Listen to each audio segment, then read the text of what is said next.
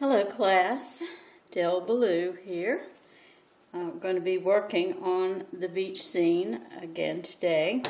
And what I have done, first of all, is put my palette out here for you. Just to give you a little refresher about mixing color, toning down color. I typically like to use glass for my palette, but unfortunately, when I clean it off and have paint to save, I have to have some place to put it. So I'm going to be working on my paper palette today. But because I'm going to be working in the water, I want to maintain the same colors that I have used in the rest of the painting. So I have some cobalt blue out here, and I wanted to give you a little refresher on what you do with paint that's been left overnight, or maybe several days. Oil paint will develop a little skin, and this is an example of that. And so I'm pulling back that skin in order to expose the paint that is still wet. And because I'm going to be working with cobalt blue, and I'm going to be working with darks and lights, but I'm going to put just a touch of this cadmium red light. I'm just going to put it over there because that's way too much. But I want to gray this down a little bit so that it doesn't jump out. Then I'm going to be using white, and I'll be putting, for the most part, I'll be putting the white directly onto the canvas. But if I wanted to mix it, then I would pull a little bit of it over to the side, bring my blue into it, to give you some idea what's going to happen when I apply it to my canvas directly. And of course, the more white I want, the more I add to the canvas. And then when I get further down, which I will be doing in today's portion, I'll be getting down to the mud per se. And the way to make mud is to use a little bit of cobalt blue and a little more of the cadmium red light, and that's going to give me the mud.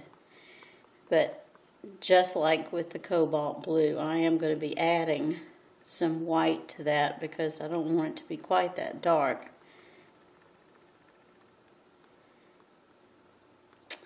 Okay, so that looks good. But this is the way I start out my palette with each painting session.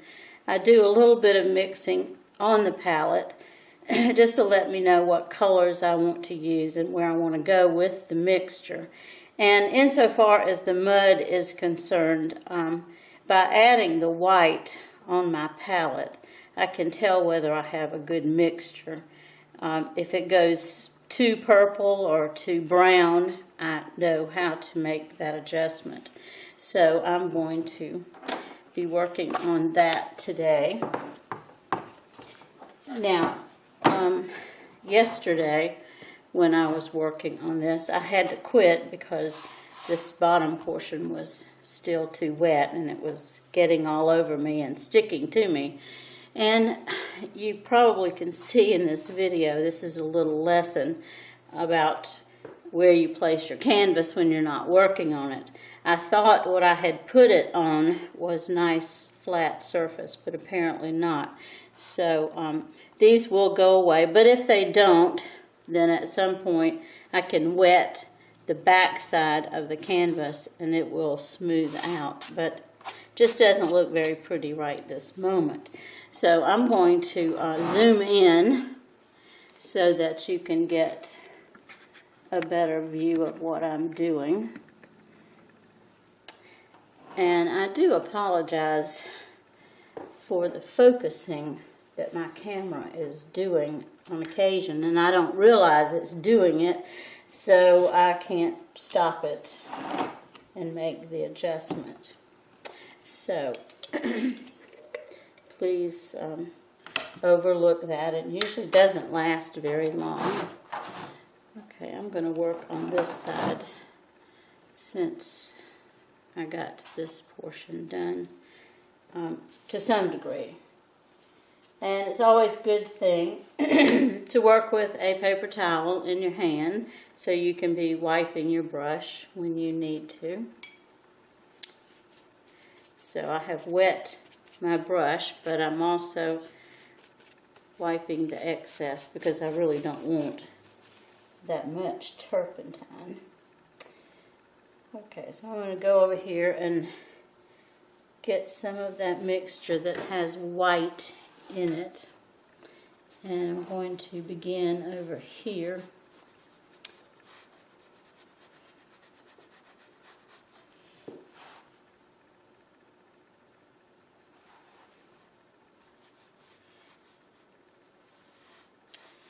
Also, please notice that I'm making little short strokes for the most part.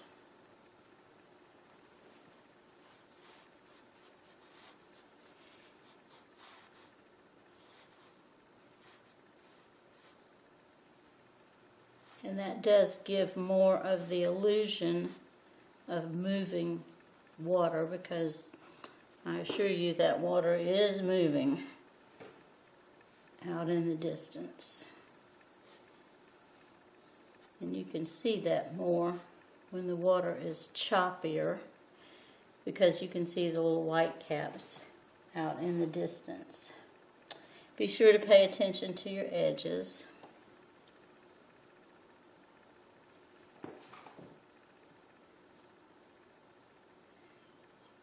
And this is really whether you're going to use a frame or not, doesn't matter.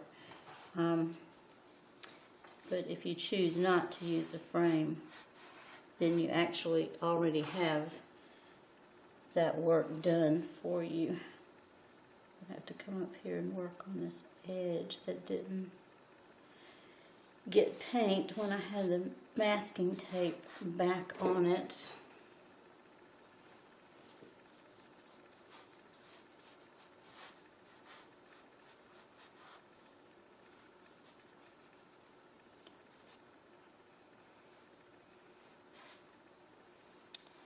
This is a little bit darker than I want it to be, so I'm going to gray it down just a tad and try to cover up those white places.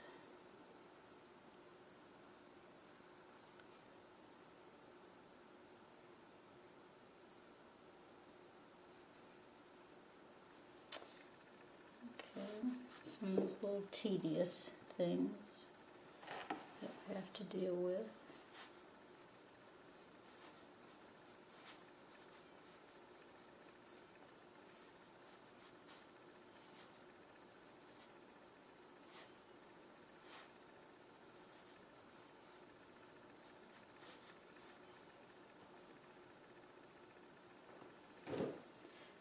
This was just a little bit grayer than I wanted it to be. So let me straighten that out while I can still blend.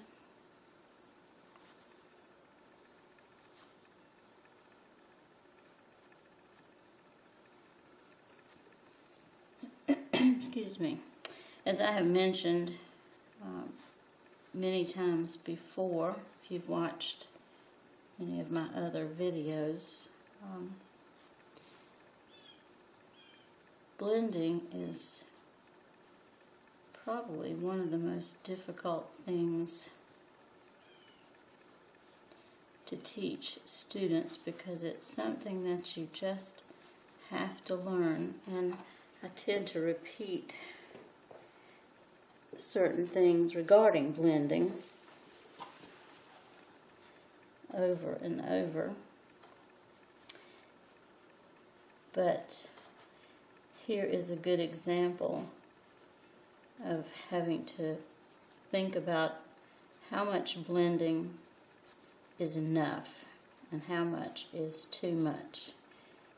And if I were standing over you as you paint, I would be probably saying about this point, stop, don't blend anymore.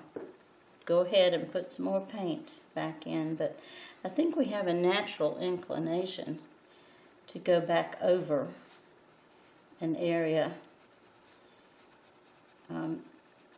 just out of compulsion.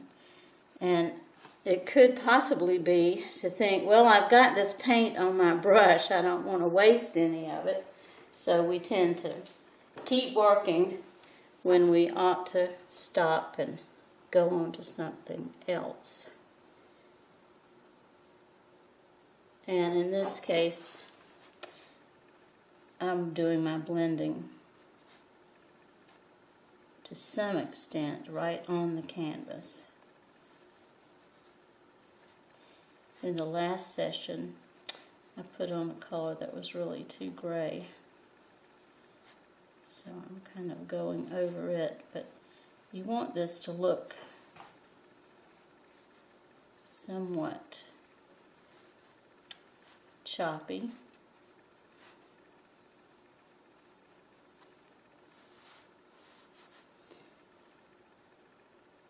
I sort of keep forgetting that. See, how far can I go over here that you can still see?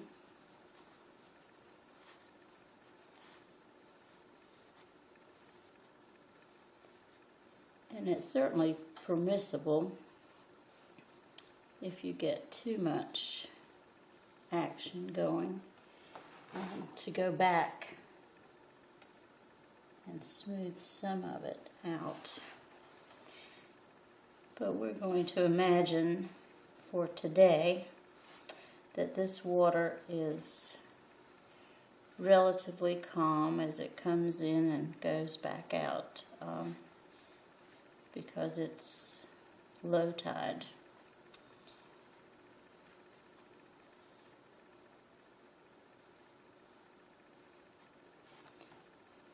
Here in my part of the country on the southeastern coast, we don't have very dramatic wave formations, even at high tide. Unless we have a hurricane coming on shore, like we did a couple of weeks ago, and then we get lots of activity. But I'm not there to see it, for good reason. For one thing, we're usually evacuated out of those parts.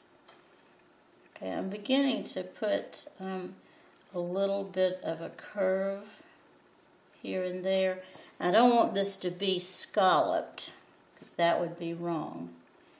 But everywhere a wave comes in, no matter how small, and then it crawls back out to sea, it leaves behind a little trail of bubbles, and they leave a sort of scalloped edge on the beach.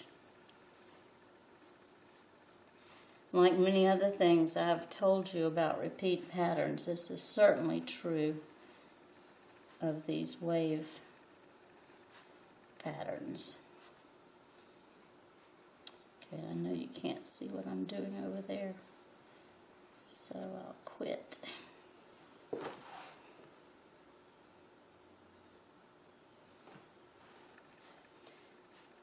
Okay, now I'm going to create some wave formations, and I will be doing this primarily with solid white paint.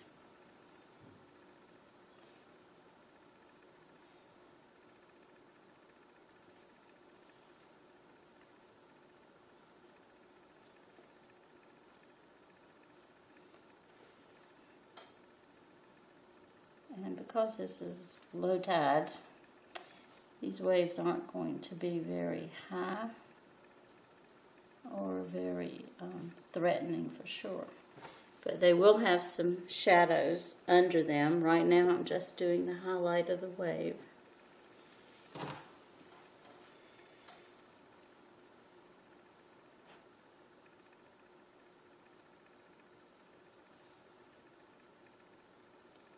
Some of them are very, very faint because they are beginning to crawl back.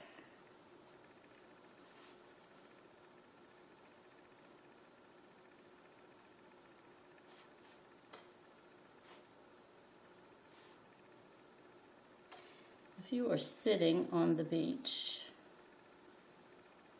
looking out over this low tide, this is about all you would see.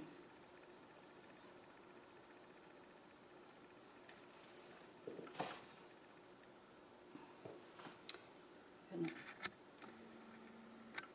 move back out so you can see the entire, oops,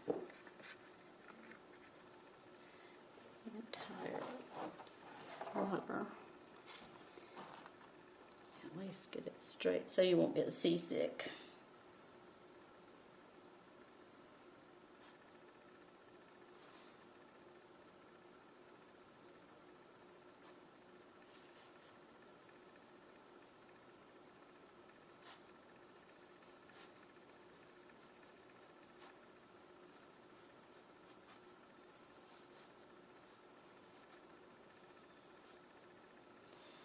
Sometimes if you just drag your brush over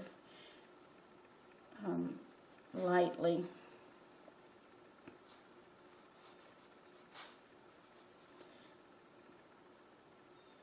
you can leave an illusion of some waves breaking lightly.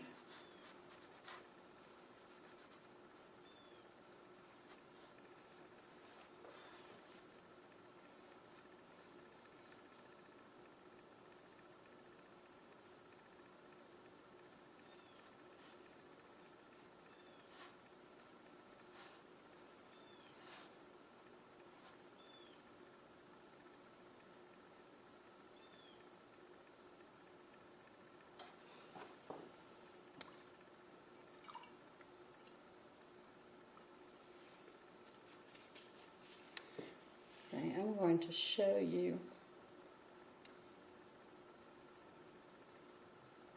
what I mean by shadows. And again, these are not high waves, so they're not going to create a lot of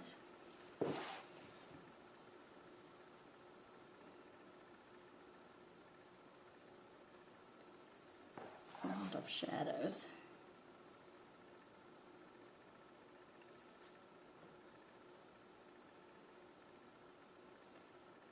I may have to wait on this until the white dries because I can't seem to get it to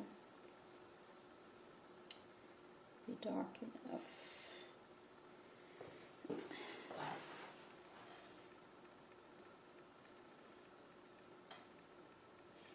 This brush is good for some of this because it's so flat.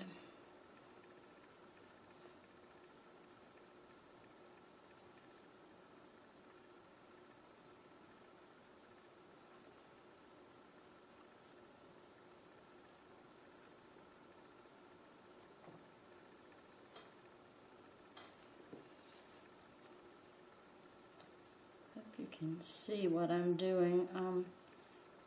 Some of this is going to happen later.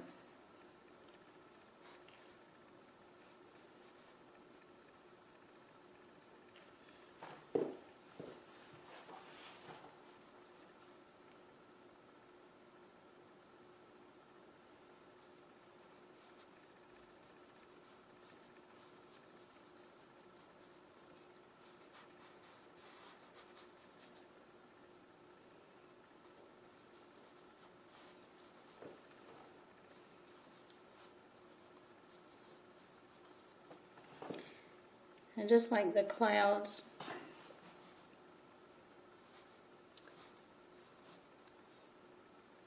every time I do water, I do it differently.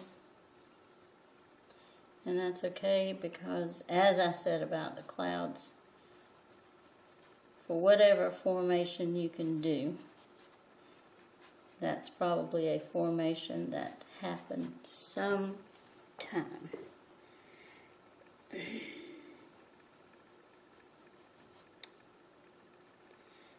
Okay, now I'm going to use my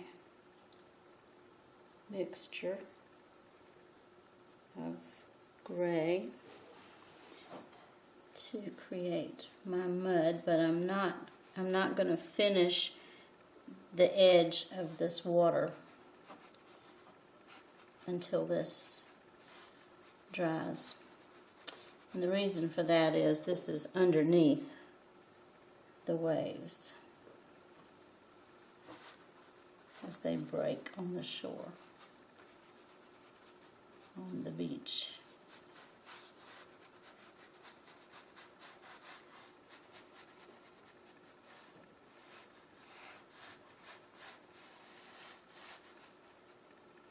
And this needs to be relatively smooth.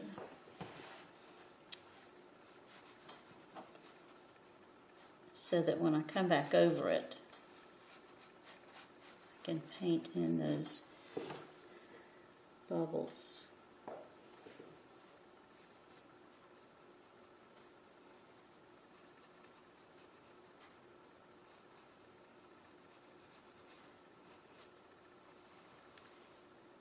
So I'm going to quit talking now and speed up through this process.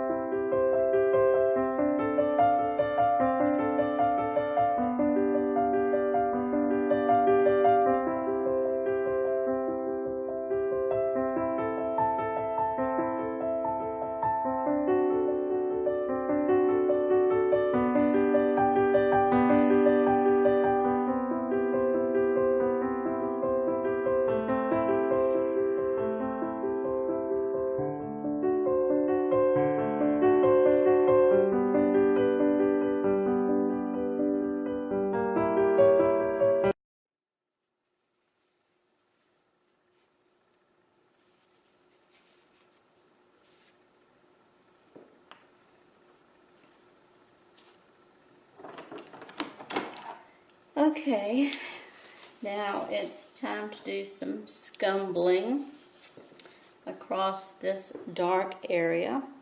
I will wait until this dries before I finish up my water's edge, and I'm not going to be getting up into this wet area for my scumbling. Now what scumbling does basically is just hits the surface of the canvas and leaves behind a deposit, in this case, of white. And it does so by leaving a little bit of the gray underneath showing to create a shadow effect. But what we're going to do at this moment now is decide where the sand dunes are going to go.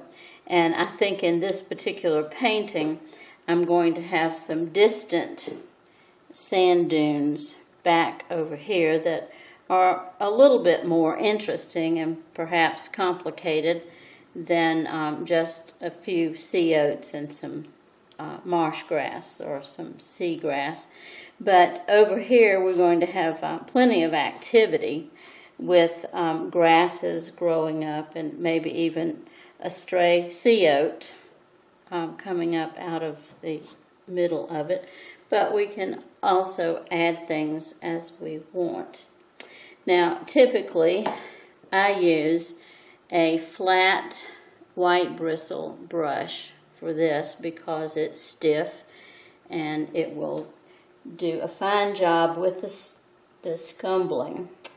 Now, with this, you're going to have a dry brush, and I'm going to start off without even putting any turpentine at all in my brush to wet it, and then deciding where these sea oats are going to go, the sand dune is going to go, is where I'll begin.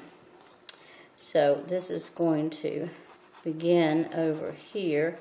Now this is not engraved in stone, So to some extent you can make changes, because after you start putting in some sea oats, then you might want to come back and highlight some other areas. So this is just my general thinking, and this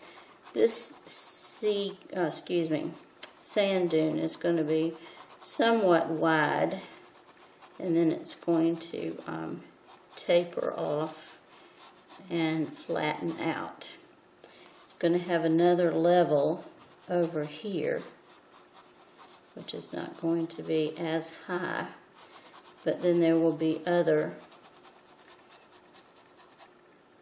places where the grass will be. And these sand dunes will somewhat mimic the clouds. And I'm going to, having done that, I'm going to go back over now and create my loose sand. And this is going to get a little less white right here on the edge, because we're going to be assuming that where the tide stopped the last time is still somewhat wet.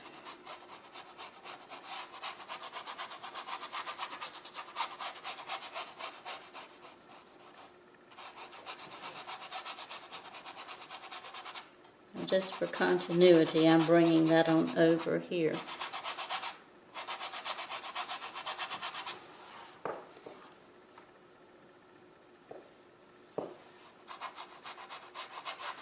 So I'm not pressing down very hard when I first come back with the white, because I don't want it to get too white until I'm sure how much of it I want to leave on the canvas.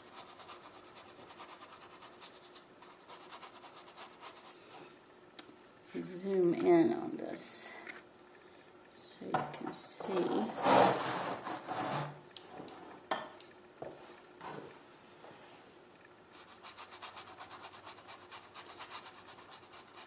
This is going to be showing through the sea oats, so we do want to pay some attention to it.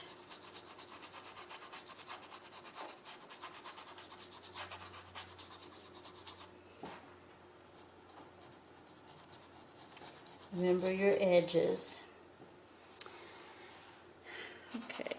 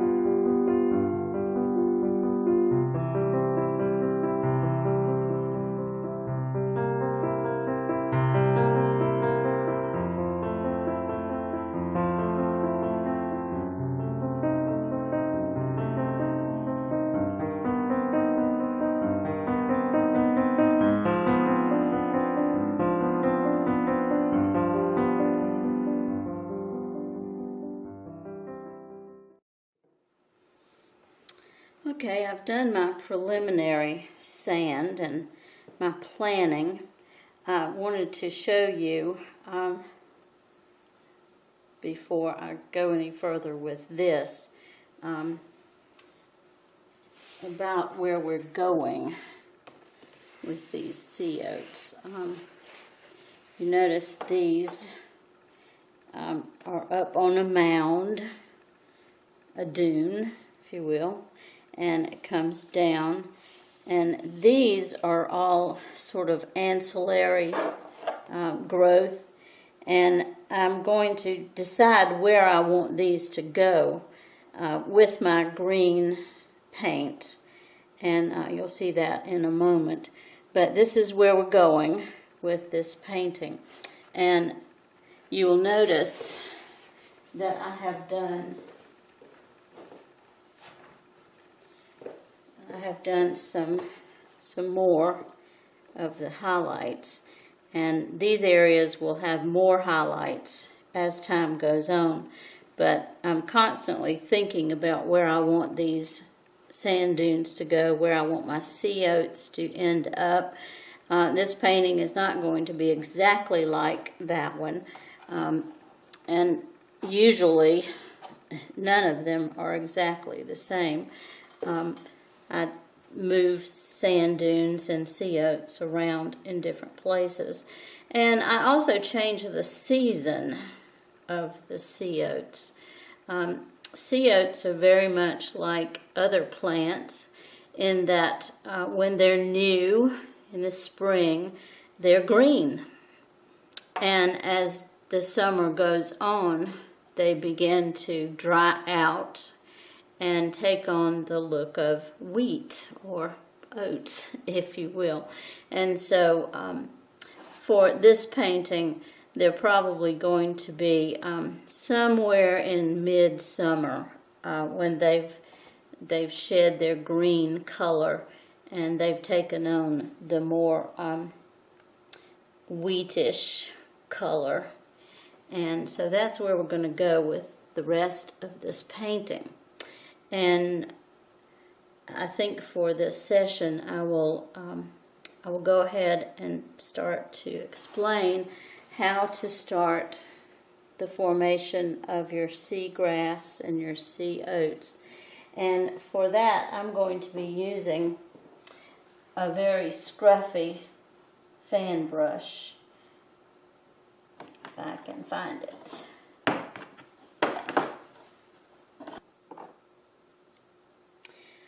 Okay, now here is my scruffy fan brush, and fan brushes are great for doing foliage and grass and so forth, but because of their rounded edge, and this is a little more representative of a fairly good brush, it's rounded, and if you just go through your painting, no matter what you're painting, and do this, what you're going to have are a lot of little arcs all over your painting, and that is not going to look natural.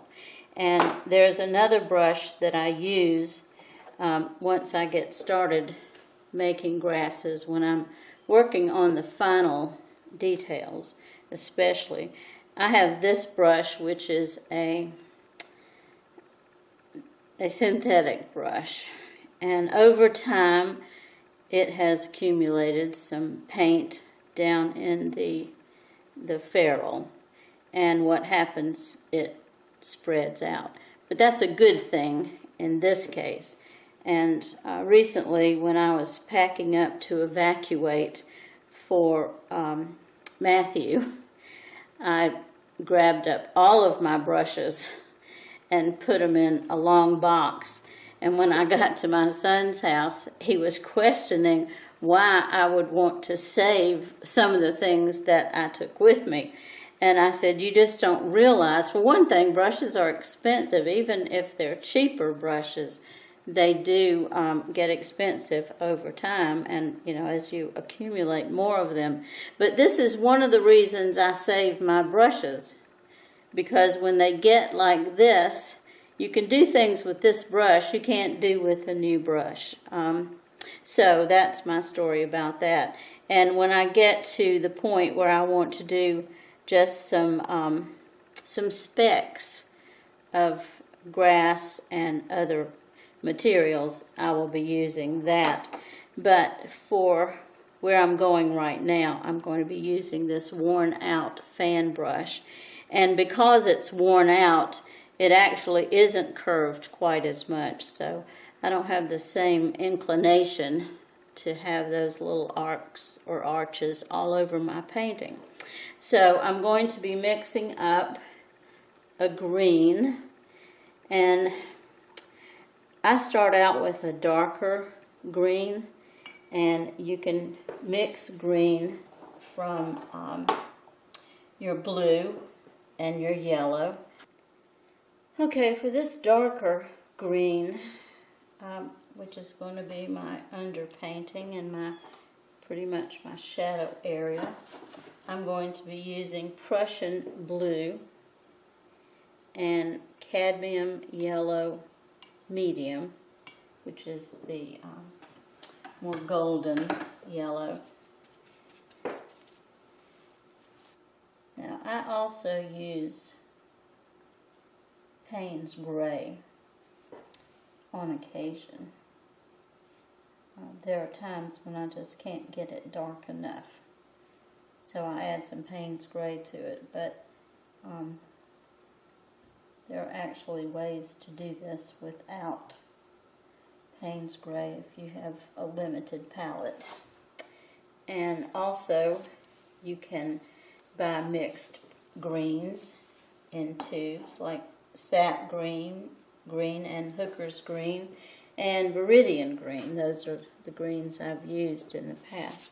Now I'm wetting my fan brush, but I'm also wiping the excess off. Now when I get to a point where I'll be using a script or a liner brush, I'm probably going to use more medium. Okay. Now, as I mentioned, I'm going to have sea oats here, so I'm going to just begin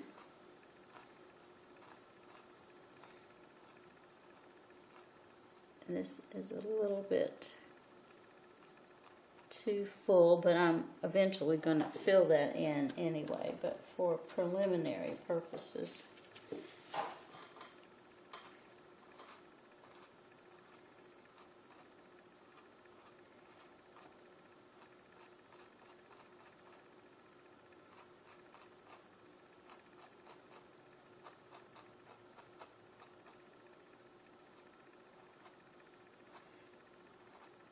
So all I'm doing at this point is selecting where my marsh grass, my seagrass is going to go. And I don't want to do too much of this kind of thing, simply because I'm not necessarily finished over here. So I need to keep that in my mind. And I'm not finished back in here.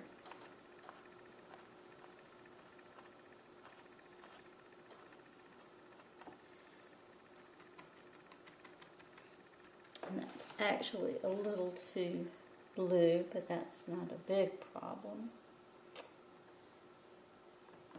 Okay, and I'm just dabbing my brush straight onto my palette mixture.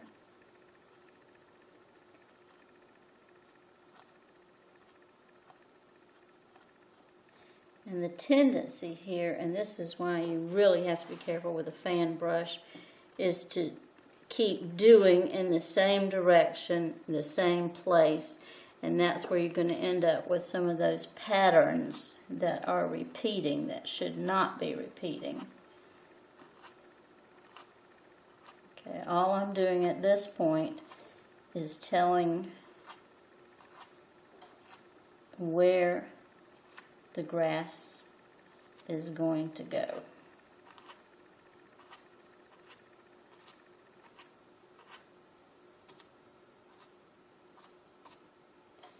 And simply because I have this white paint in here, it's helping me to control my color.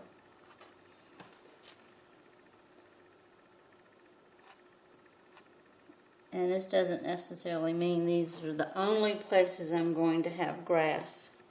But you notice some of these are on a slant, and they'll have little piles of sand on which they're perched. But I think that will do for right now. I'm going to get that clump pretty much under control.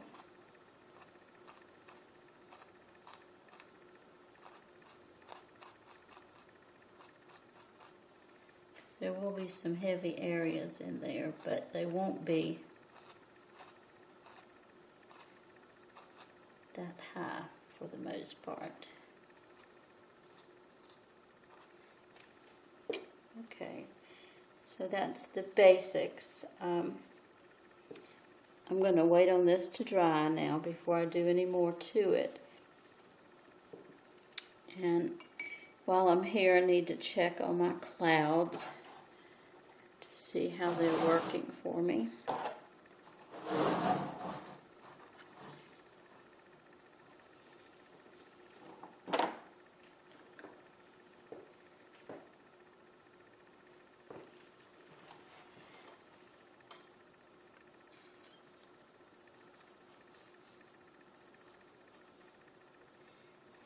Just doing a little dry brushing here. I can usually see things in the video.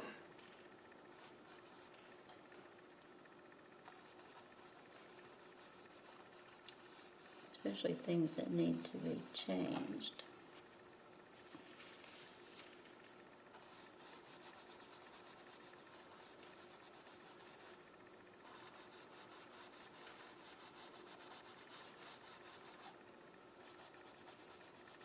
There's a little speck of blue right there that didn't look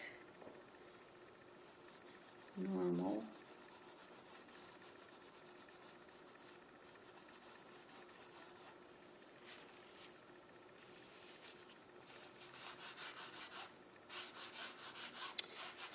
Okay, until next time.